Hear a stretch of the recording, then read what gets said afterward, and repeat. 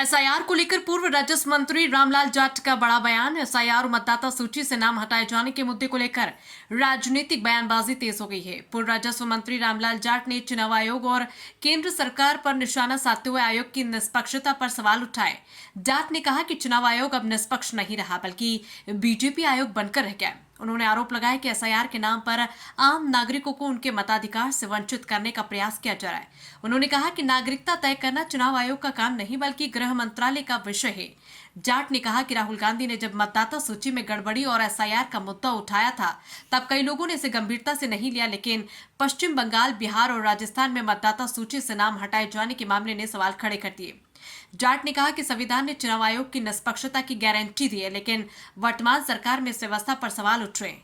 उन्होंने supreme court की टिप्पणी का सम्मान करते हुए सरकार से जनहित में तत्काल उचित कदम उठाने की मांग की। पूर्व मंत्री ने आरोप लगाया कि सत्ता में बने रहने के लिए लोकतांत्रिक संस्थाओं का दुरुपयोग किया जा रहा है। उन्होंने लोगों से अपने मताधिकार और लोकतांत्रिक अधिकारों के प्रति जागरूक रहने की अपील की। भीलवाड़ा से संवाददाता विजय भारद्वाज के। देखो, एक तो चुनाव आयोग केवल बीजेपी आयोग हो गया, चुनाव आयोग नहीं रहा। जो निष्पक्षता हमारे संविधान में थी उसको भारतीय जनता पार्टी ने पूरी तरीके से, जो सरकार है, उसने खत्म कर दिया। क्योंकि जहां तक एसआईआर का सवाल है, राहुल गांधी जी ने जिस समय ये इशू उठाया, आम वोटर उससे जागरूक हुआ। उस समय कई लोग मजाक उड़ा रहे थे, लेकिन जब पश्चिम बंगाल, बिहार में नाम काटे गए और फिर जब कोर्ट ने भी ये कहा उस समय कि अगली बार जांच एजेंसी बिठाई तो अगली बार तुम्हारे नाम जोड़ दिए जाएंगे। इसी तरह राजस्थान में हम लोग जागरूक थे, यहाँ ज्यादा नहीं कर पाए लेकिन फिर भी नाम काटे हैं। यहाँ पे भी, इस जिले में भी कई जगह नाम आए।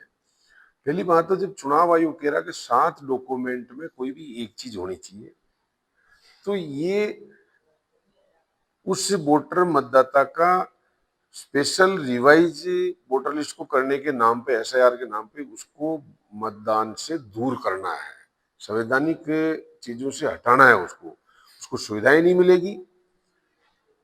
नागरिकता प्रमाणित करना कहीं चुनाव आयोग का काम नहीं है। नागरिकता प्रमाणित करने का काम गृह मंत्रालय का है, जिसमें उसका कोई भी डॉक्यूमेंट हो, या जन्म, मतदाता सूची, राशन कार्ड, जो भी चीजें हैं डॉक्यूमेंट, वो होती, वो तय करती है एसडीएम के थ्रू। लेकिन इन्होंने जानबूझकर सत्ता को हथियाने के लिए ये कारनामा किया गया है। जनता जागरूक हो तो ही जाके बच पाएंगे। बाकी ये भारतीय जनता पार्टी अपनी कुर्सी पे चिपके रहने के लिए, जनता पार्टी भी नहीं, मैं तो पूरी कहूंगा, क्योंकि इसमें कुछ लोग केवल जो सत्ता पे बैठे हुए हैं, बाकी का तो कभी भी टिकट काट देते, किसी का भी है। किसी जनता पार्टी वाले भी रो रहे हैं बेचारे।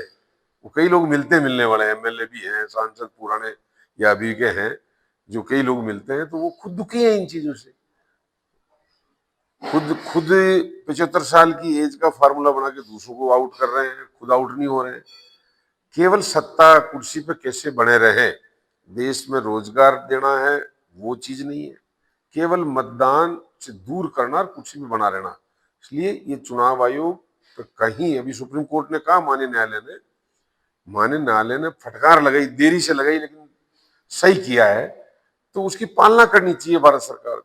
हमेशा कोई भी माननीय न्यायाधीश जो आदेश देता है, आदेश ही नहीं देता, केवल जब वो सुनवाई करके कमेंट करते हैं, उस समय ही अधिकारियों को ये समझना चाहिए, सरकार को समझना चाहिए कि न्यायपालिका की नजर है तो उसको तुरंत जनता के हित में करना चाहिए। लेकिन ये बिल्कुल गलत कर रहे हैं।